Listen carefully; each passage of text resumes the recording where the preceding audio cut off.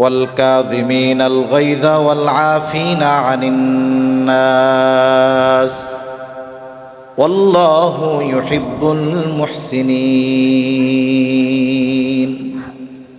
ওই মানুষগুলোর ব্যাপারে আল্লাহ তাআলা বলেন, যারা ক্রোধের সময় নিজেদের রাগকে সংবরণ করে, নিয়ন্ত্রণ করে। ওয়াল আফিনা আনিন নাস, মানুষকে ক্ষমা করে। কারণ মানুষ ক্ষমার গুণটা ওই সময় তার মধ্যে কমে যায় যখন সে রাগান্বিত হয়। রাগান্বিত অবস্থায় মানুষের মধ্যে ক্ষমার গুণটা কাজ করে কম। যেমন আপনি রাস্তায় হাঁটতেছি, একজন প্রভাবশালী ব্যক্তি রাস্তায় হাঁটতেছে, একটা কিছুর ধাক্কা তার গায়ে লাগলো, হয়তো একটা রিক্সা ধাক্কা দিল, নাইলে একজন মানুষ তারে ধাক্কা দিয়ে দিল। এখন যার মেজাজ গরম, সে কি করে? সে প্রথম রাগ হয়ে যায়। রাগের থেকে সে তার উপরে যে কোনো একটা অ্যাকশন নেয়, সেটা কথার মাধ্যমেও হতে পারে, কর্মের মাধ্যমেও হতে পারে। কিন্তু কোনো ব্যক্তি যদি এমন হয়, আঘাত লাগছে, আঘাত লাগার পরে রাগ আসছে ঠিক, কিন্তু সে নিজেকে নিয়ন্ত্রণ করে ফেলছে, সাথে সাথে ওই ব্যক্তিকে সে ক্ষমা করে দিয়েছে। আল্লাহ তাআলা জানায় দেন, এটা তো সৎকর্ম, এটা তো নেক কর্ম, এটা তো উত্তম আখলাকের বহির্প্রকাশ। আর এই ধরনের ব্যক্তি যারা, তাদেরকে ভালোবাসেন কে? জোরে বলেন, আল্লাহ তাআলা ভালোবাসেন।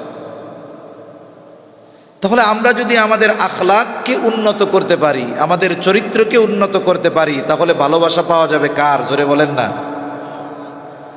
আর কোন ব্যক্তি যদি আল্লাহ তাআলার ভালোবাসা পেয়ে যায়, হাদিসের মধ্যে আসছে, নবীজি সাল্লাল্লাহু আলাইহি ওয়াসাল্লাম বলেন, আল্লাহ তাআলা যখন কোনো বান্দাকে ভালোবাসে, ওই ব্যক্তির ব্যাপারে জিবরাইল আলাইহিস সালাতু ওয়াস সালামকে ডেকে বলে, জিবরিল, আমি আমার অমক বান্দাকে ভালোবাসি, তুমিও ভালোবাসো।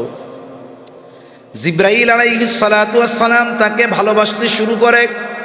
শুধু তাই না, সে আসমানের বাসিন্দাদের মধ্যে এই ঘোষণা দিয়ে দেয় যে, আসমানের বাসিন্দারা শোনো, দুনিয়ার অমুক ব্যক্তি আল্লাহ তাআলা তাকে ভালোবাসে, আমিও ভালোবাসি, তোমরাও তাকে ভালোবাসো। নবীজি বলেন, এইবার ওই ব্যক্তি হয়তো তাকে দুনিয়ার মানুষ কেউ চেনে না, কিন্তু আসমানের বাসিন্দা তথা ফিরিস্তাদের কাছে সে মহব্বতের পাত্র হয়ে যায়। আমরা তো দুনিয়ার সেলিব্রিটি হওয়ার জন্য আমাদের কত প্রস্তুতি থাকে। আমরা চিন্তা করি দুনিয়ার মানুষ আমাদেরকে চিনুক, আমরা একটা ফেসবুকে পোস্ট দিব, তো মুহূর্তের মধ্যে লাখো মানুষ, আমার ফ্যান ফলোয়ার আমাকে কমেন্টস করবে, মন্তব্য জানাবে, আমার কর্মের বাহবা প্রদান করবে। দুনিয়ার অনেক সেলিব্রিটি আছে যাদেরকে আসমানের বাসিন্দারা চিনে না। আবার দুনিয়ায় এই রকম সেলিব্রিটি আছে যাদেরকে দুনিয়ার মানুষ চিনে না, কিন্তু আসমানের ফেরেশতারা চিনে। নবীজি সাল্লাল্লাহু আলাইহি ওয়াসাল্লাম বলেন, এইবার ওই ব্যক্তিকে আসমানের বাসিন্দা তথা ফেরেশতারা ভালোবাসতে শুরু করে, তার জন্য দোয়া করে, আল্লাহ তাআলার কাছে তার মর্যাদা বৃদ্ধির দোয়া করে, মাগফিরাতের দোয়া করে। সাথে সাথে আল্লাহ তাআলা জমিনের বাসিন্দা তথা মানুষদের মধ্যেও ওই ব্যক্তির গ্রহণযোগ্যতা আর ভালোবাসা পয়দা করে দেয়। তার মানে দুনিয়ার কিছু মানুষ তখন ওই ব্যক্তিকে ভালোবাসে, যেই ভালোবাসা হয় নিঃস্বার্থ ভালোবাসা, যেই গ্রহণযোগ্যতা হয় নিঃস্বার্থ গ্রহণযোগ্যতা, এটা পদ পদবীর গ্রহণযোগ্যতা নয়। দুনিয়ায় অনেক মানুষ আছে পদের কারণে গ্রহণযোগ্য, পদ শেষ, তারে আর কেউ চিনে না, কোনো মূল্যায়ন করে না, তার কোনো গ্রহণযোগ্যতাই নাই, সালামও দেয় না। পদে যখন ছিল যারা সালাম দিত, পদ চলে যাওয়ার পরে তারা তার দিকে তাকায়াও চায় না। এইরকম গ্রহণযোগ্যতা নয়, বরং আল্লাহ তাআলা একেবারে নিরেট এক গ্রহণযোগ্যতা, মানুষের দিলের মধ্যে ভালোবাসা তার প্রতি আল্লাহ তাআলা সৃষ্টি করে দেয়। এটা অর্জিত হয় কিসের মাধ্যমে? উত্তম আখলাকের মাধ্যমে। কিসের মাধ্যমে বলেন না? উত্তম আখলাকের মাধ্যমে আল্লাহর ভালোবাসা পাওয়া যায়। সাথে সাথে রাসূল আকরাম সাল্লাল্লাহু আলাইহি ওয়াসাল্লামের নবুয়াতি মিশনের অন্যতম গুরুত্বপূর্ণ একটি বিষয় হলো উত্তম আখলাক সুপ্রতিষ্ঠিত করা।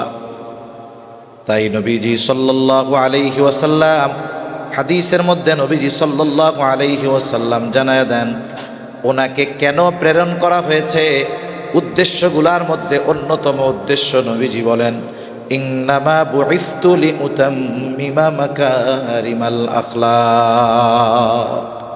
নবীজি সাল্লাল্লাহু আলাইহি ওয়াসাল্লাম বলেন, ইন্নামা বুইসতু লিউতাম্মিমা মাকারিমাল আখলাক, আমাকে উত্তম চরিত্রে পরিপূর্ণতা প্রদানার্থে প্রেরণ করা হয়েছে। তার মানে আমার আপনার নবীজির মাধ্যমে আল্লাহ তাআলা উত্তম চরিত্রের পরিপূর্ণতা প্রদান করেছেন। আমার আপনার নবীর আগে সব নবীর চরিত্র উত্তম চরিত্র, কোনো সন্দেহ নাই। কিন্তু আমার আপনার নবীজির চরিত্র শুধু উত্তম চরিত্র এমন নয়, বরং আমার আপনার নবীজি হলেন উত্তম চরিত্রে পরিপূর্ণতা দান করনেওয়ালা নবী। একটা ক্যারেক্টারের সর্বোচ্চ ভালো যেটা হতে পারে, এটা আমার আপনার নবীজির মাধ্যমে পূর্ণতা লাভ করেছে। যে কোনো বিষয়ের হতে পারে, কারণ ভালো চরিত্রের কি আছে বলে, আমানতদারিতা, সত্যবাদিতা, ন্যায়পরায়ণতা, ইনসাফ, ইহসান, একরাম, আত্মীয়তার সম্পর্ক রক্ষা করা, যত ভালো ক্যারেক্টার আছে সব ভালো চরিত্র আমার আপনার নবীজির মাধ্যমে পূর্ণতা লাভ করেছে। সুবহান। তাহলে নবুয়াতি মিশনের অন্যতম বিষয় হলো এই উত্তম আখলাক সুপ্রতিষ্ঠিত করা।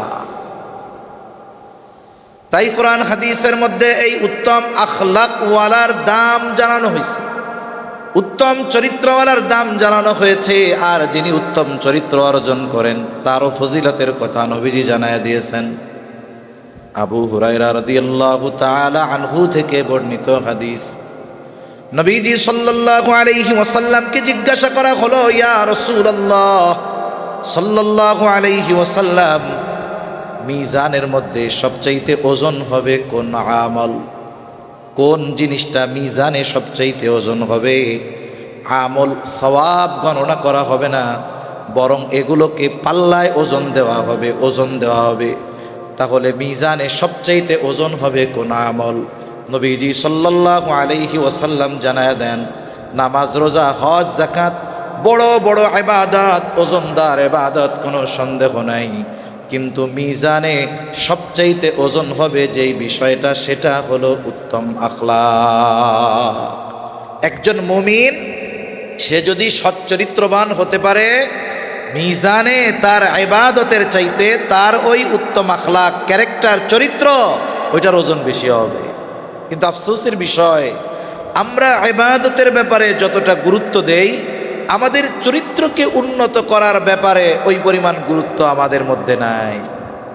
আমরা ইবাদতের ব্যাপারে যতটা আগ্রহী, আমি কাউকে ইবাদতের ব্যাপারে নিরুৎসাহিত করতেছি এমন না, বরং ইবাদত তো করতেই হবে, সাথে সাথে আমাকে আপনাকে অবশ্যই উত্তম চরিত্র অর্জনের জন্য মেহনত করতে হবে, এটার ব্যাপারেও গুরুত্ব দিতে হবে।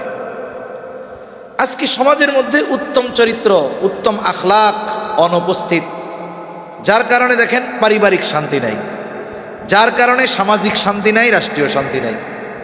পরিবারের মধ্যে আমাদের দেশ সহ গোটা দুনিয়ার মধ্যেই বর্তমান সময়ে খুব দ্রুততার সাথে প্রতি বছরে প্রায় দ্বিগুণ আকারে বাড়তেছে পারিবারিক বিবাহ বিচ্ছেদ বাড়তেছে।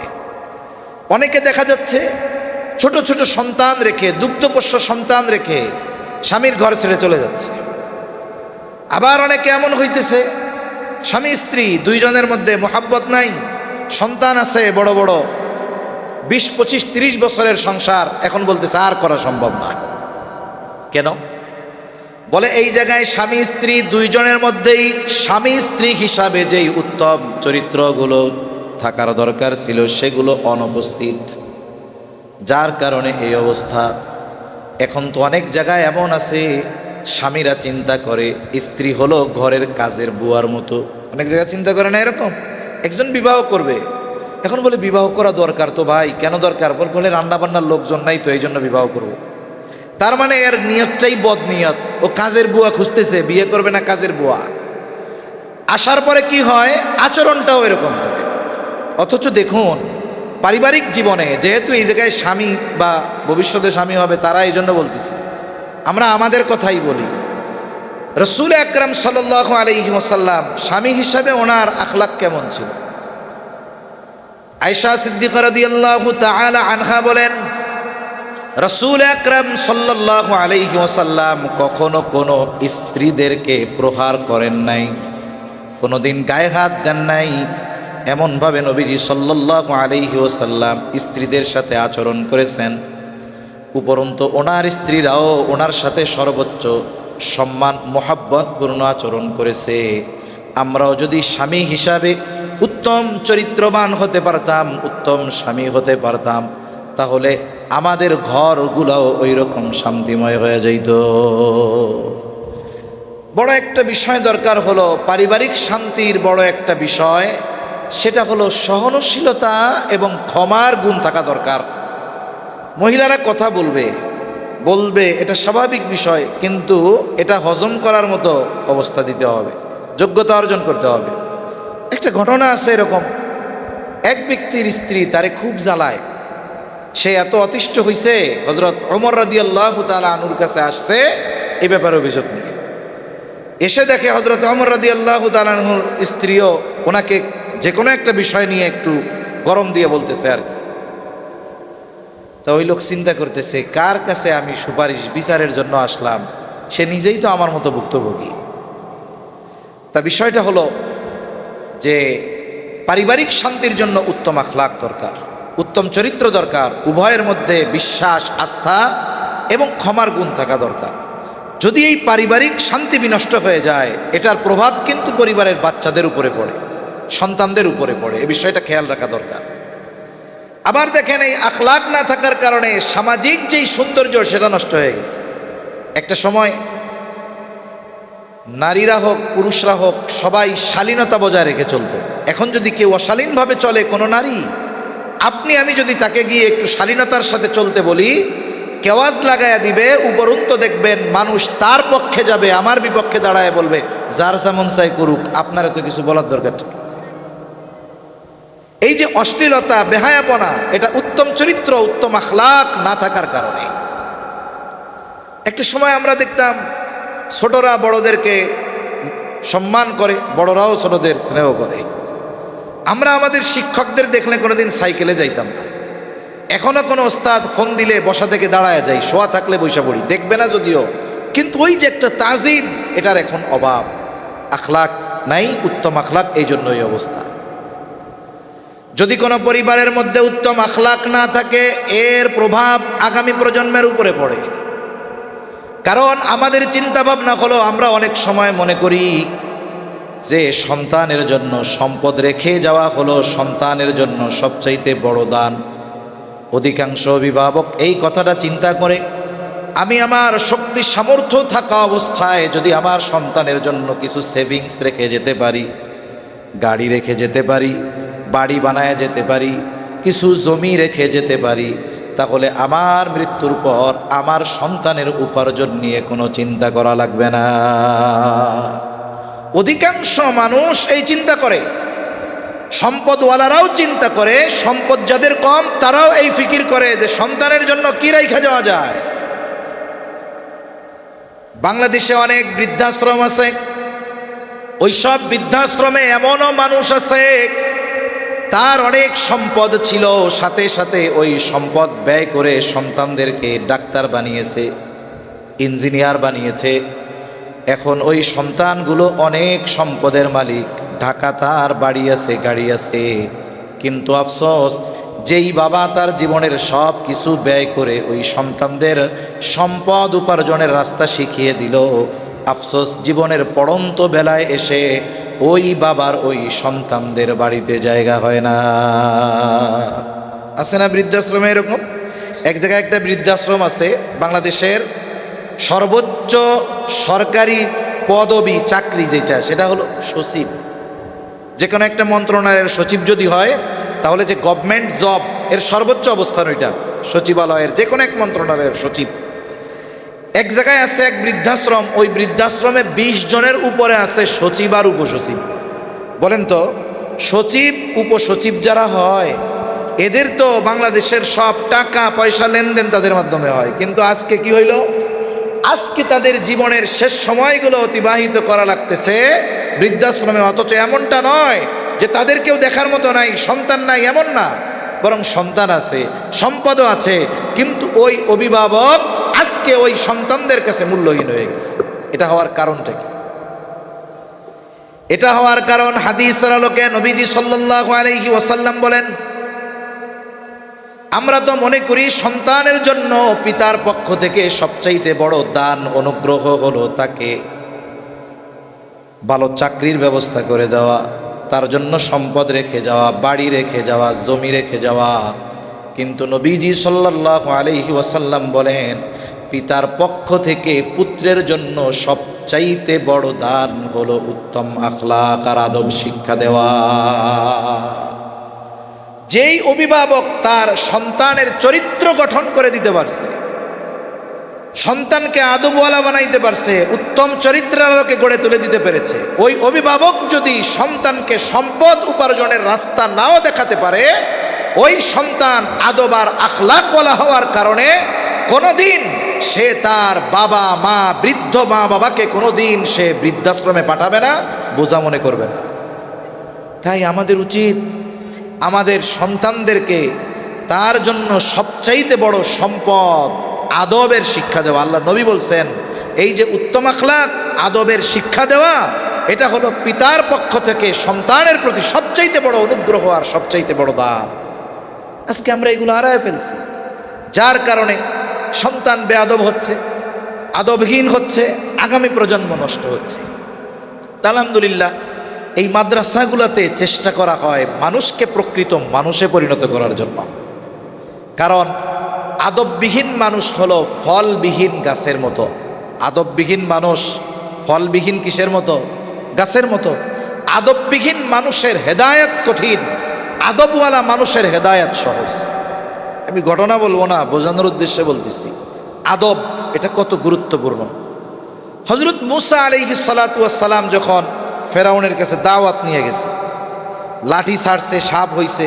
ফেরাউন বলে, ওরে বাবা কত বড় জাদুকর, তাহলে এক কাজ করো, অমুক দিন জাদুর প্রদর্শনী হবে, তুমি যদি জয়ী হও তাইলে আমরা সবাই ঈমান আনবো, আর তুমি যদি হেরে যাও তাহলে তো আমারে রব মাইনা নিবা। ঠিক আছে, নির্ধারিত দিনে জাদুর আয়োজন করা হইল। এবার জাদুকরেরা আসছে জাদুর সামগ্রী নিয়ে, মূসা আলাইহিস সালাম তিনিও আসছেন।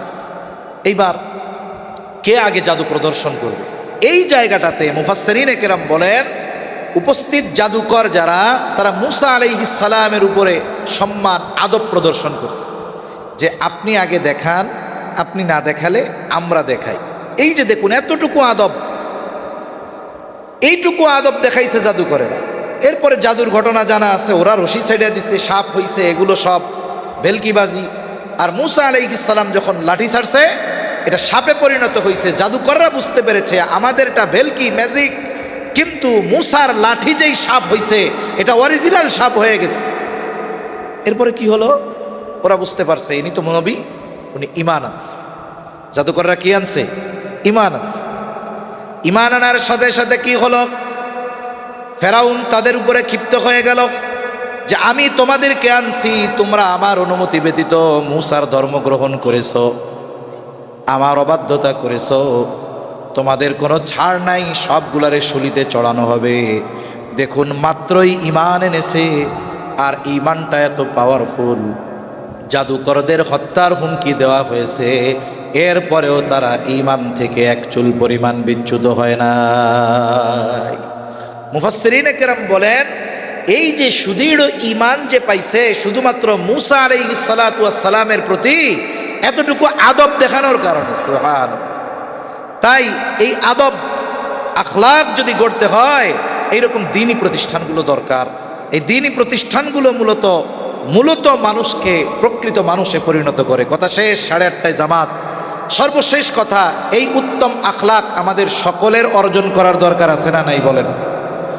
যেহেতু এটা মিজানে সবচাইতে ওজন হবে, কর্মের কারণে ইবাদতের সুযোগ কম। গাজীপুরের মানুষ মাইকে অনেক শুনতেছে, ইন্ডাস্ট্রিয়াল এরিয়া, মানুষের অনেক কাজ, রুটি রুজি অর্জন করতে গিয়ে, রোজগার করতে গিয়ে তাহাজ্জুদ পড়ার মতো শক্তি শরীরে থাকে না। মাঝে মধ্যে গভীর রাতে যাই, দেখি রাত 2টার সময় ডিউটি করে বাড়িতে আসতে, বাসায় ফিরতেছে। অসম্ভব কষ্টকর। এই মানুষগুলো যদি তাদের আদবকে ঠিক করে, উত্তম চরিত্রবান হয়, আর যদি 5 ওয়াক্ত নামাজ যথাযথভাবে আদায় করে, হয়তো দুনিয়ায় তাদের আমল দেখা যাবে কম, কিন্তু ওই উত্তম আখলাক মিজানের পাল্লায় ভারী হয়ে যাবে। সুবহানাল্লাহ। এটা অর্জন করব কেমনে? প্রথম বিষয়, এই যে রবিউল আউয়াল মাস শুরু হয়েছে একটু আগে, সূর্য ডুবার পর থেকে নিয়ে রবিউল আউয়াল মাস আসলে তো আমরা মনে করি শুধু মিলাদ মাহফিলই করতে হবে। কত জায়গায় 60 দিনের মিলাদ মাহফিল চলতে থাকে, কিন্তু আমাদের উচিত রাসূল আকরাম সাল্লাল্লাহু আলাইহি ওয়াসাল্লামের সিরাত পাঠ করে ওইখান থেকে আমাদের জীবনের সাথে ওই সিরাতকে মিলায়ে দেওয়া। আল্লাহ রসুল কেমন স্বামী ছিলেন, আল্লাহ রসুল কেমন পিতা ছিলেন, আল্লাহ রসুল সাল্লাল্লাহু আলাইহি ওয়াসাল্লাম তার সহকর্মী বন্ধুদের সাথে কেমন আচরণ করতেন, এইরকম ছোট্ট ছোট্ট বিষয় যদি আমরা পাঠ করে বাস্তবিকভাবে জীবনে প্রয়োগ করি, একটা সময় দেখবেন হয়তো আমাদের আমল বেশি হবে না, কিন্তু আমাদের আখলাক সুন্দর হবে। নবীজি সাল্লাল্লাহু আলাইহি ওয়াসাল্লাম আর হাদিসের মধ্যে বলেন, যার চরিত্র উত্তম সে কিয়ামতের মজলিসে আমার কাছে জান্নাতে আমার পাশে থাকবে। সুবহানাল্লাহ। আমরা যদি নবীজির পাশে থাকতে চাই, নবীজির সাথে জান্নাতে থাকতে চাই, আমরা যদি চাই মিজানের পাল্লা ভারী হোক, আমরা যদি চাই আমার আল্লাহ আমাকে ভালোবাসুক, তাহলে ঈমানের পর আমাদের চরিত্রকে উত্তম চরিত্রে পরিণত করা ছাড়া এই বিষয়গুলো অর্জন করা সম্ভব নয়। আল্লাহ সুবহানাহু ওয়া তাআলা আমাদের সকলকে খুলুকে আখলাকে হামিদা অর্জন করার তৌফিক দান করেন। সকলে বলি আমিন। শব্দটা শুনি, এটা খুলুকুন শব্দের বহুবচন, আখলাক।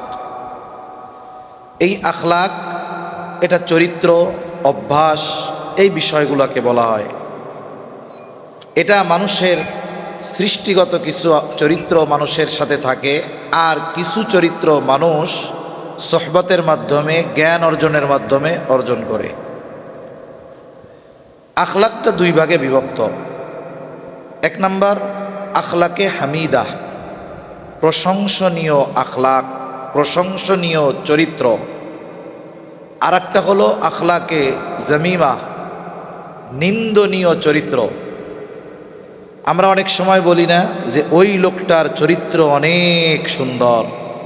আমাদের দেশে যেহেতু ঘন ঘন নির্বাচন হয়, আমরা মিছিল মাঝে মধ্যেই শুনি অমক ভাইয়ের চরিত্র ফুলের মতো পবিত্র। তার মানে বলতে চায় যে অমক ভাইয়ের চরিত্রটা খুব সুন্দর। আবার আমরা অনেক সময় দেখি, বলি কি যে লোকটা ভালো, আর একজন বলে না রে মিয়া, যা হোক তা হোক লোকটার চরিত্র ভালো না। আর আল্লাহ সুবহানাহু ওয়া তাআলার কাছে দামি হওয়ার জন্য ইবাদতের সাথে সাথে উত্তম আখলাকের দরকার হয়। একজন মানুষ তাহাজ্জুদের নামাজ পড়ে, 5 ওয়াক্ত নামাজ জামাতের সাথে তার ছুটে যায় না, কিন্তু বলেন তো ওই লোকটার যদি চারিত্রিক ত্রুটি থাকে, উনি তাহাজ্জুদ গুজারি হোক আর যা হোক, আমরা কি প্রকৃতপক্ষে ওই মানুষটাকে ভালো মানুষ বলবো? আমরা কখনোই তাকে ভালো মানুষ বলবো না। এজন্য উত্তম চরিত্র হলো এমন এক জিনিস, কোনো ব্যক্তি যদি তার উপরে যতটুকু ইবাদত শরীয়তে ইসলাম আবশ্যকীয় করে দিয়েছে, এইটুকু ইবাদতের পরে সে যদি তার চরিত্রটাকে সুন্দর চরিত্রে গড়ে তুলতে পারে, ওই লোকটা ওই আবেদের চাইতে বেশি প্রিয়। যেই আবেদ তাহাজ্জুদ পড়ে কিন্তু তার চরিত্র খারাপ, ওই আবেদের চাইতে আল্লাহ এবং রসুলের কাছে ওই উত্তম চরিত্রওয়ালা সাধারণ অল্প আমল করা ব্যক্তির দাম অনেক বেশি। সুবহানাল্লাহ। আল্লাহ তাআলার কাছে সে প্রিয় হয়ে যায়। চরিত্রের অনেকগুলো বিষয় আছে। একটা মানুষের চরিত্র শুধু একটা জিনিস নিয়েই সংগঠিত হয় তা না, চারিত্রিক বিভিন্ন দিক থাকে। যেমন কোনো ব্যক্তির চরিত্র যদি সুন্দর হয়, উত্তম আখলাক, উত্তম চরিত্রের একটি বিষয় হলো রাগ উঠলে নিজের রাগকে সংবরণ করা, ক্ষমা করে দেওয়া, এটা উত্তম চরিত্রের একটা অংশ। এরকম আরও অনেক বিষয় আছে। তা আল্লাহ তাআলা কোরআনুল কারীমের এক আয়াতে আমাদেরকে এই কথা জানায় দেন, যেই ব্যক্তির উত্তম চরিত্র, যার আখলাক উত্তম, এই উত্তম আখলাকগুলোর মধ্যে একটি হলো সে ক্রোধের সময় নিজেকে কন্ট্রোল করতে পারে। সে মানুষকে ক্ষমা করে দেয়, যদি তার সাথে কোনো অবিচার হয় সে ক্ষমা করে দেয়। এই ধরনের মানুষ যারা, তারা আল্লাহর কাছে প্রিয়। আল্লাহ তাআলা বলেন